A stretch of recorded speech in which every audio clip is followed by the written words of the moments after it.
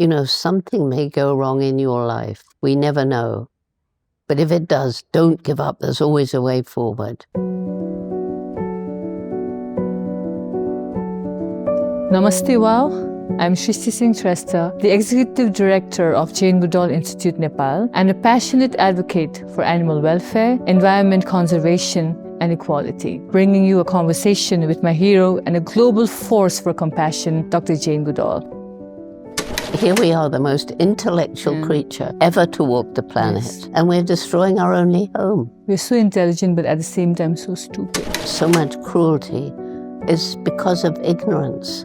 There are thousands of children and adults who honestly don't know that animals feel pain the same as us. Dr. Goodall has had an enormous impact on me and on people like me for the groundbreaking work she does, expanding our understanding of animal and human behavior. I was born loving animals. It didn't come from anything. It was just with me from the very beginning. When I finally went to university and I talked about chimpanzees' personalities, minds, and emotions, they told me those were unique to humans. And a lot of scientists said, well, why should we believe her? She hasn't been to college. When we talk about chimpanzees, are chimpanzees your favorite animal or? Ethologist, conservationist, humanitarian, and a crusader for the ethical treatment of animals. She's also the UN Messenger of Peace.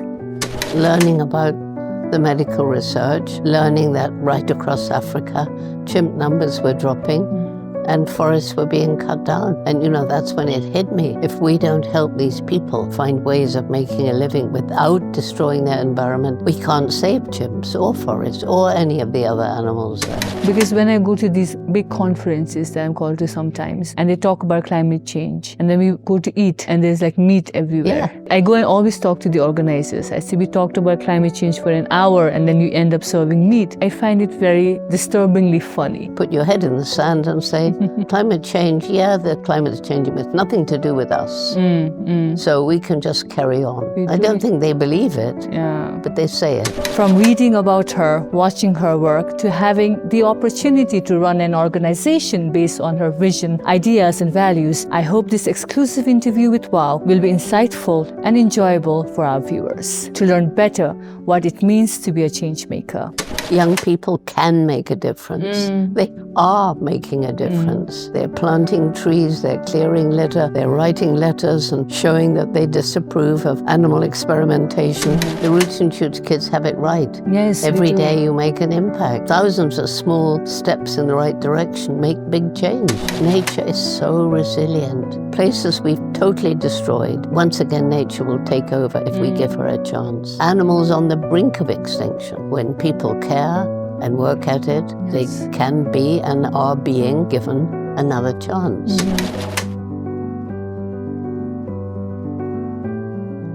Hello, Dr. Jane, and welcome again. It's great to be back in Nepal. This is your 6th or 7th time here. Well, I'm told it's my 7th, but as I'm traveling 300 days a year around the world everywhere, it's hard for me to know how many times I've been anywhere. I mean, probably this is a silly question. You were here last in 2016. That's 9 years back. But did you notice any changes when you got this time in the places that Kathmandu was and is, in people who were and are? The people seem to have the same kindness, generosity, and I notice everywhere sort of spiritual attitude, which isn't the case in so many countries. I sense that there is more awareness of the need to protect the environment as people become more aware of the threats to the environment, the developments, they plan for airport and dams and cable cars and roads, and this is happening all over the world. And so it's really good that people, including the Jane Goodall Institute, is fighting to save the environment because we need the environment. We're part of it, we depend on it. Like you said, you see it all around the world. For me personally, when I see it, I do feel a sense of despair. But when you started Jane Goodall Institute, I would like to know more about how you started, how you became an icon from a young woman who went into a jungle without knowing how it was going to come out. I really want to talk about that journey as well. We've talked about it before, but there are many, especially young people, especially young women who will be watching this. So for them as well, your journey has to be out there. So I just wanted to talk about that. Well, I always start this story with how lucky I was to have a supportive mother. Because I was born loving animals. It didn't come from anything. It was just with me from the very beginning. So I was watching earthworms aged 1.5, according to my mother, wondering how can they walk without legs. She supported me with this love of animals. And I was 10 years old when I read a book and had this dream of going to Africa, living with wild animals and writing books about them. Because no women were going out in the field living with wild animals. In fact, there were no men doing that either back then. This is just after World War II. So everybody laughed at me. How can you do that? You don't have money. True. Africa's far away. True. It's full of danger. Well, we didn't really know much about it. And in a way, yes, it was full of danger. And anyway, they said, you're just a girl. You should dream about something that you can achieve. Except my mother, who said, if you really want to do this, you're going to have to work really hard, take advantage of every opportunity, and then hopefully you find a way, which of course I did. But it wasn't simple. I had to wait for the opportunity. And that was a letter from a school friend inviting me to Kenya. Wow. Then there was the money to get there. Mum had scraped up enough money for me to do a secretarial course. I was making some money in London, couldn't save up in London, went home, worked as a waitress, finally got enough money, went to Africa by boat because that's how people traveled back then, all the way around the Cape, and stayed with my friend, then had the luck of hearing about the man who would become my mentor, Dr. Louis Leakey, famous paleontologist. That's someone who studies fossils, and it was he who gave me this opportunity to go and live with and learn from not any animal, but the one closest to us, the chimpanzee. Was it your choice to study chimpanzees, or? No, it was Leakey, because Leakey was studying the remains, the fossils of early humans. And from a fossil, you can tell quite a lot. You can tell from muscle attachment, did the creature walk upright, tooth wear, what sort of diet, but behavior, that doesn't fossilize. Leakey argued that 6 million years ago, there was an ape-like, human-like creature, and chimpanzees developed this way, we developed that way. So he reckoned if Jane sees behavior that's similar or the same in chimps today and humans today, maybe they brought it with them from that common ancestor. And then Leakey could have a better way of imagining how his early humans behaved. Generally accepted now.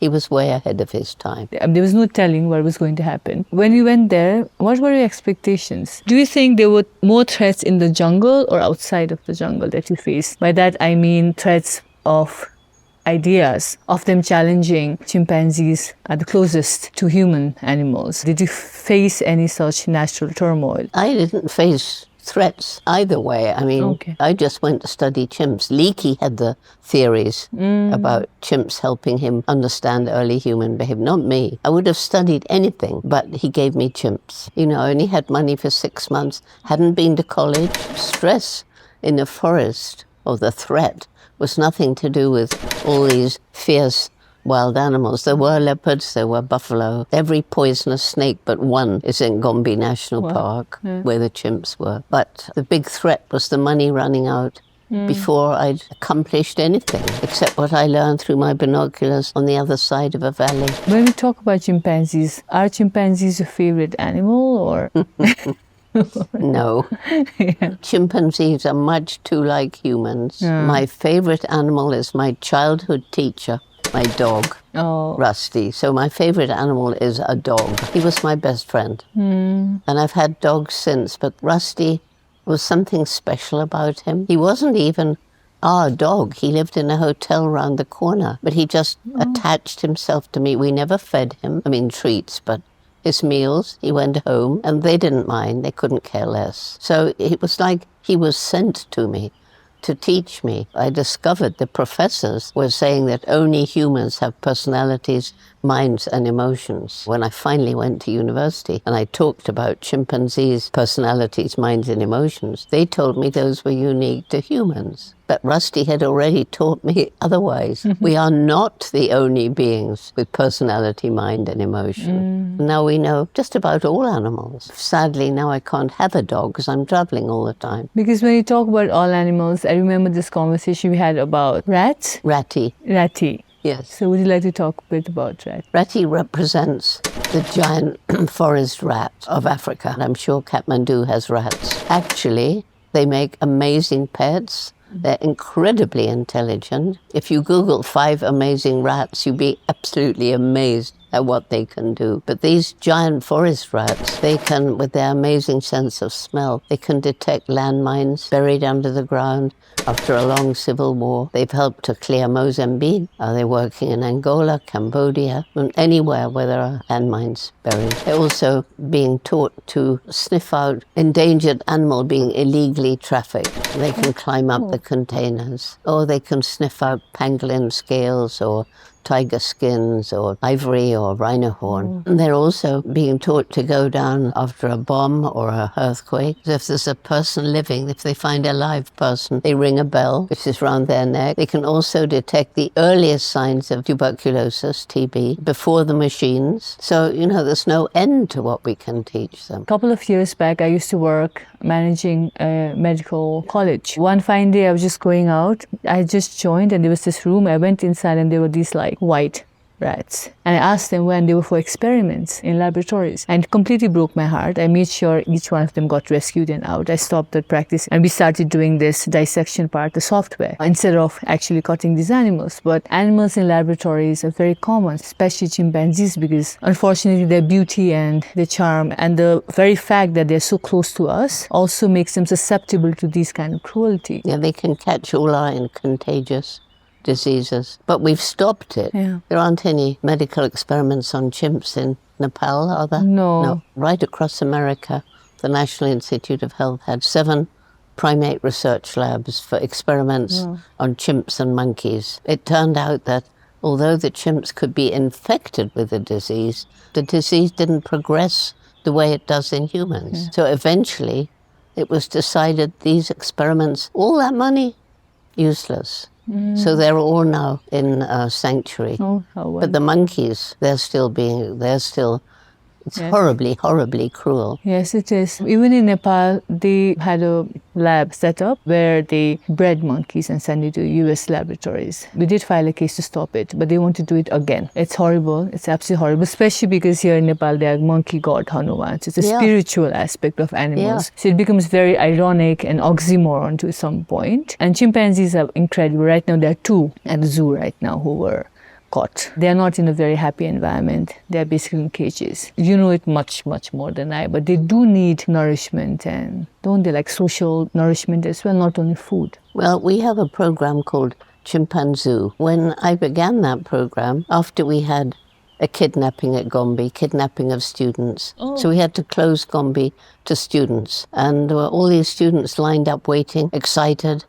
And I thought, well, the zoos have groups of chimps. They can go and watch them. It won't cost anything. So one of the main things was enrichment, because one of the big problems for zoo chimps is boredom, nothing to do. So Chimpanzee has artificial termite mounds. They can use straws to dip for honey, or they love mustard and all kinds of things to test their mental abilities, and they love it. It's very interesting, because when we talk about chimpanzees or any other animals and the mental stimulation that they need, including the elephants, I think because sometimes when they show strange behavior like prancing up and down or bobbing their head, people think they're enjoying it. Behaviors that you see in very bored, depressed, sad. When you talk about watching their behavior, that's what an ethologist does. I read all your books and I fell absolutely in love with David Greybeard. And so I really want you to talk about him. David Greybeard was very, very special. You have to realize chimpanzees, unlike monkeys, they don't go around in a troop. Sometimes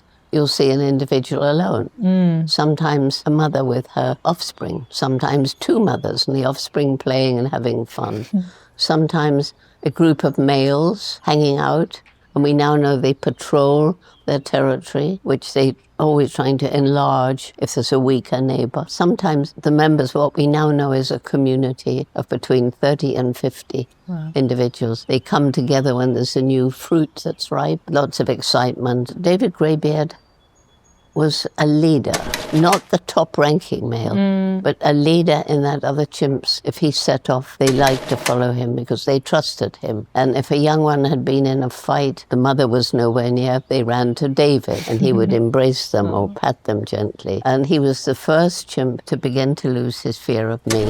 Oh. And then on that amazing day when I was, 4 months had gone by, only 2 months money left, and that would be the end. And then I saw David Graybeard using grass stems to fish for termites. He was using a tool. He was stripping twigs of their leaves. He was making a tool. And at that time, Western science had decided only humans used and made tools. And they defined us. The thing that made us more different from any other animal was the fact that we used and made tools. This caused a ripple in the scientific community. And a lot of scientists said, well, why should we believe her? She hasn't been to college. Why should we believe what she says? The Geographic came in, sent a filmmaker, photographer, and we got photographs and film substantiating this. And all the other similarities to humans I'd seen, like kissing, embracing, holding hands, patting one another on the back, begging for food, males swaggering as they compete for dominance. When you saw that and when you presented it, is that why you did your PhD, just to have the scientific backing? It was Leakey, my mentor. I got this letter from him. I'd been with the chimps about 2 years. And he said, Jane, I chose you because you hadn't been to university. I wanted somebody whose mind hadn't been cluttered up with the very reductionist attitude of Western science to animals. But now he said, I want your scientific colleagues to take you seriously, so you have to get a degree. We've no time for an undergraduate degree. I've got you a place in Cambridge University to do a PhD in animal behavior. And that was when, I was nervous going to this top science university, having never been to college. The professors told me I'd done everything wrong. That's when they said I couldn't talk about chimps having personality, mind, or emotion. And it was Rusty, my memory of Rusty and all he taught me, that enabled me to stand firm. What do you think, what was the turning point, or maybe there were a series of events which made them take you seriously? Was it the documentary? It was gradual. And, I was continuing to observe how mothers interact with young ones. I discovered that, like us, they have a dark and brutal side, can be aggressive. I witnessed and documented that they can be altruistic, as when an unrelated male adopts an infant whose mother has died. All of this information gradually was, filmed. And so gradually the scientists simply had to change their view. I cannot believe that most of them really and truly believed what they said. Not if they'd ever had a dog or a cat or a rabbit or whatever. Because chimps are biologically so like us. Filmed behavior, this gradual compilation of behavior so like ours, broke down that. It was as though they drew a sharp line. We're this side, humans, in our arrogant splendor, and all the other animals are the other side. But the chimp bridged that gap. And so that led to a better understanding, which we're still learning about with all the other animals. I mean, we now know rats are intelligent, pigs can paint and sell their paintings for $5,000. Octopus are incredibly intelligent. Fish can be taught to roll balls, to play basketball. Chinese man has taught fish to play football.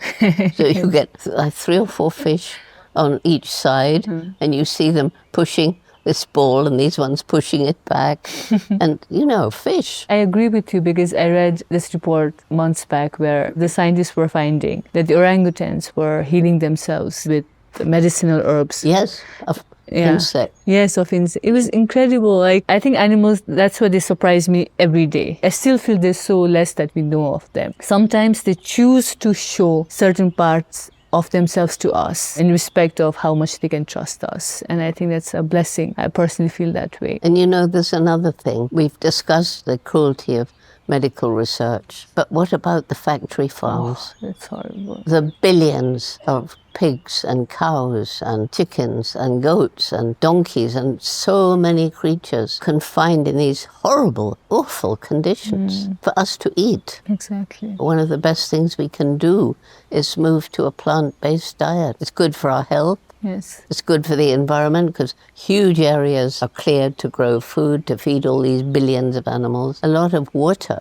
is used to change plant to animal protein. And in some places, fresh water is getting more and more and more scarce. Absolutely. And I think it's one of the major reasons for the climate change discourse, isn't it? Because when I go to these big conferences that I'm called to sometimes, and they talk about climate change, and then we go to eat, and there's like meat everywhere. Yeah. I find it very disturbingly funny. I go and always talk to the organizers. I say, we talked about climate change for an hour, and then you end up serving meat. Yeah. Do you think it's still ignorance, or is it selective ignorance? Probably both. For one person, one thing, for another, another. But I mean, the good news is that the vegan diet now has come so far, developed so fast. I can't tell the difference. You get different cheeses that are vegan, and I swear only a real connoisseur would be able to say, this is real cheddar, this is vegan cheddar. And as for the meat, as a treat for my birthday, I was given an Impossible burger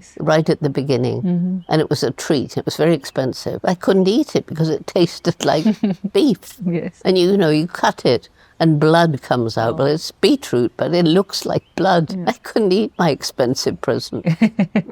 I think the same thing happened. They called it vegan fish. So I said, okay, I'm going to try it. And it smells exactly like fish. I couldn't do it. I couldn't eat it. Like, same with eggs. I can't do it because I think for us, it was more like an ethical front for animals. For people who would still want to have the taste. Then they can have that. Absolutely. I mean, so both sides win. That's the point. Yeah. Even like when we talk about the vegan thing, JGI Nepal is a vegan organization, and we're trying very hard to follow that through. Because now that we're coming into a conversation about JGI, when you were in Gombe, you had proven that chimpanzees were much like humans were not the only species using tools. You had done it. You had gotten your PhD. You had done so much for the conservation part of it, especially animal behavior in chimpanzees. You could have stopped there or stayed in Gombe forever. So what made you feel like you need to come out? Well, learning about the medical research, learning that right across Africa, chimp numbers were dropping and forests were being cut down. The forests were cut down,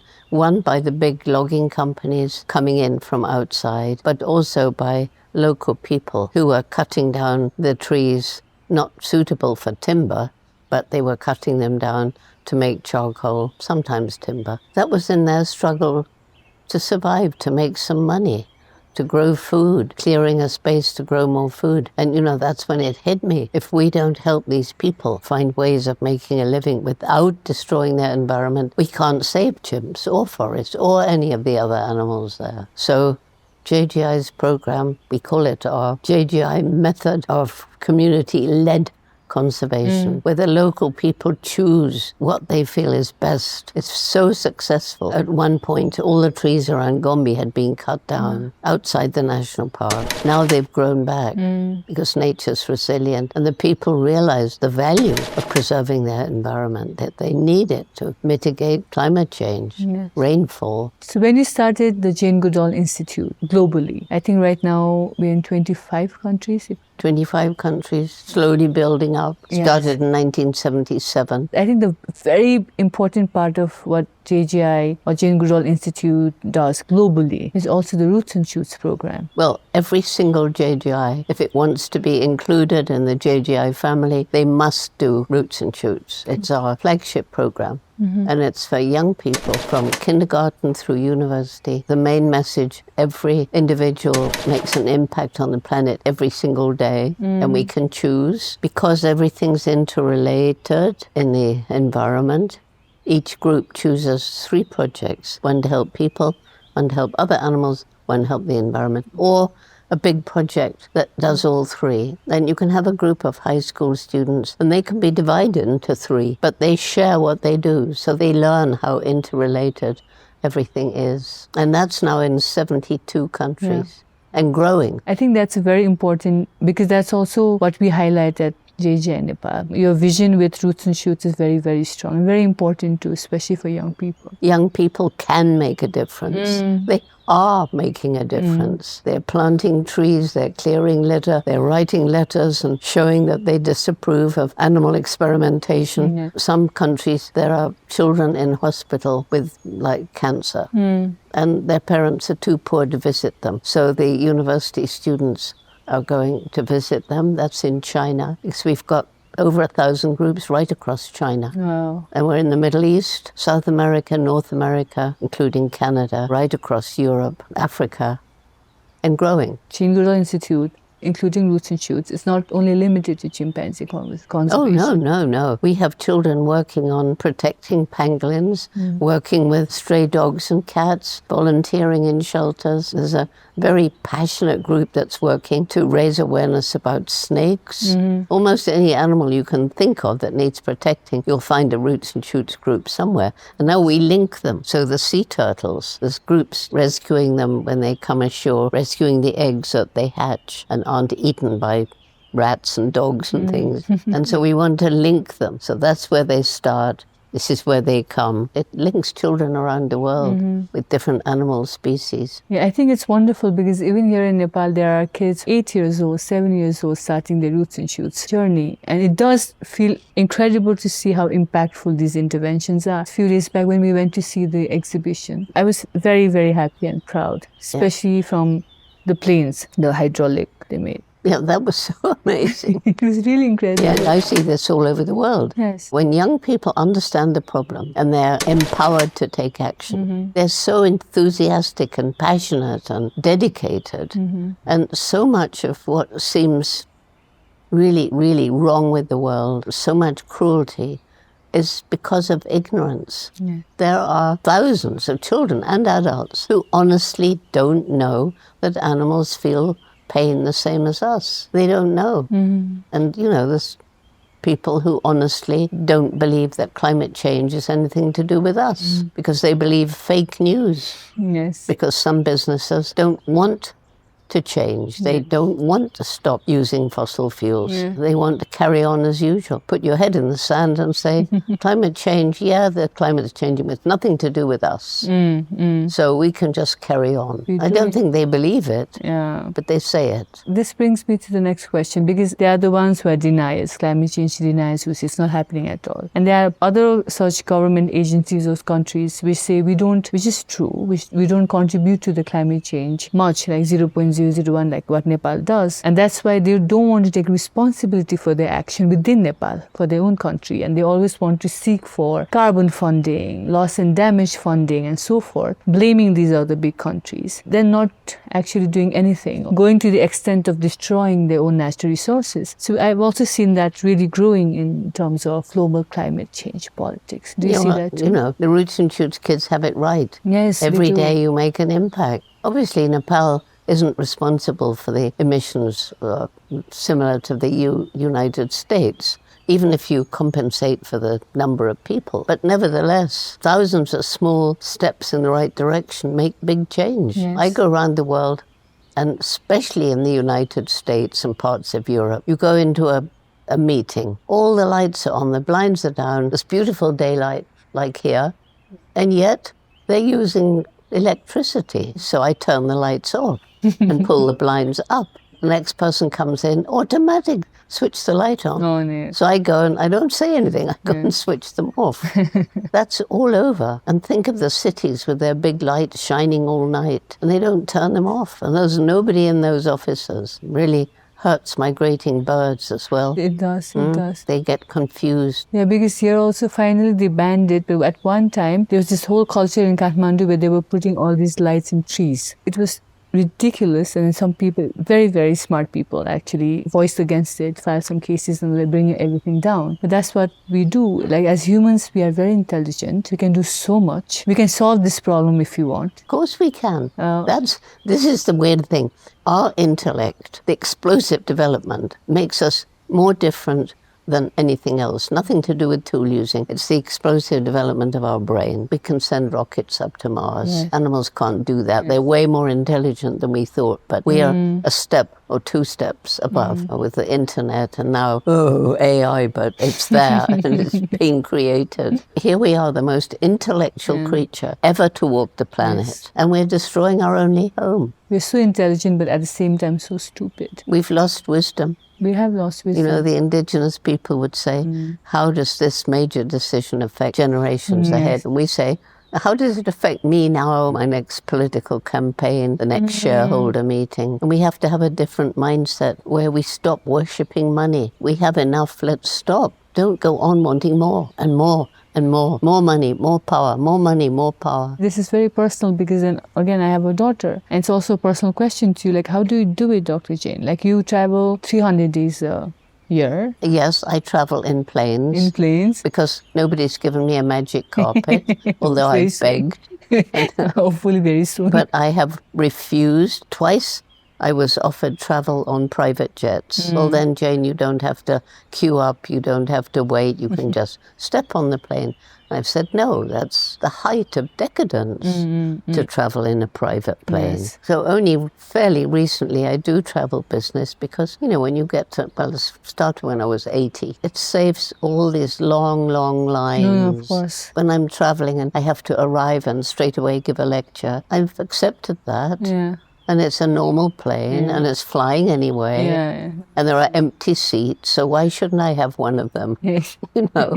Because you've been doing it for so long. You've been traveling all around the world. I'm here in Nepal and I see what's happening. I get very apprehensive and I write to you all the time about it. But you go around, look at these things happening everywhere, the kind of destruction. The very reason you started working with communities is because it was with community-led conservation that you said that animals can be saved and protected and conserved. But then you see all these stories, whatever is happening around the world right now. So how do you just keep that strength to just keep on going and telling people and giving everyone so much hope? Well, first of all, I'm a very obstinate person and I won't give up.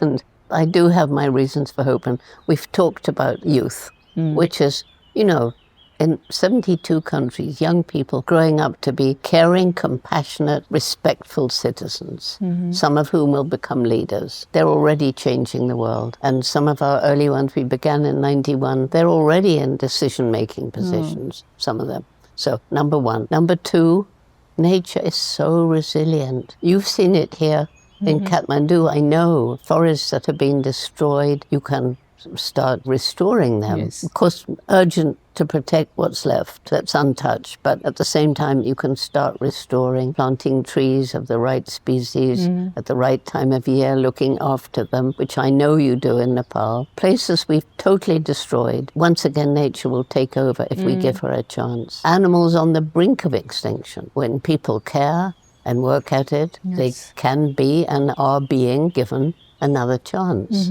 I wrote a whole book on it, Hope for Animals and Their World. Gombe originally was part of a huge forest belt. That was in 1960 when I began. 20 years later, as I've said, the trees around Gombe had been cut down. Now, because of our Takari conservation program, the trees are back. You don't see bare hills anymore. Oh, wow. The insects and the birds, they're coming and they're growing all the time. The next reason for hope is this wretched brain of ours. We are beginning to use it wisely, you know, creating renewable energy, using our brain to restore habitats and so on, using our brain to protect endangered species, and using it in many different ways, including our own path through life, doing the best we can. And then finally, the indomitable spirit, the people who tackle what seems impossible and won't give up. And that includes many of the people fighting to restore the environment or to save endangered species. This is, I mean, you know Mr. H, but maybe many of the viewers don't. So Mr. H was given to me 33 years ago for my birthday by a man called Gary Horn, which is why he's Mr. H. He thought he was giving me a stuffed chimpanzee, and give me your hand. I made him hold the tail. Gary Horn is blind. He said, well, never mind, take him where you go, and you know my spirit's with you. So he's been with me to 63 countries, 33 years. He's very famous. When he went blind, he decided he wanted to be a magician. So everybody said, but Gary, a blind magician? That's ridiculous. Children don't know he's blind. He puts his props out beforehand, and at the end of his show, he'll tell them, and then he'll say, you know, something may go wrong in your life. We never know.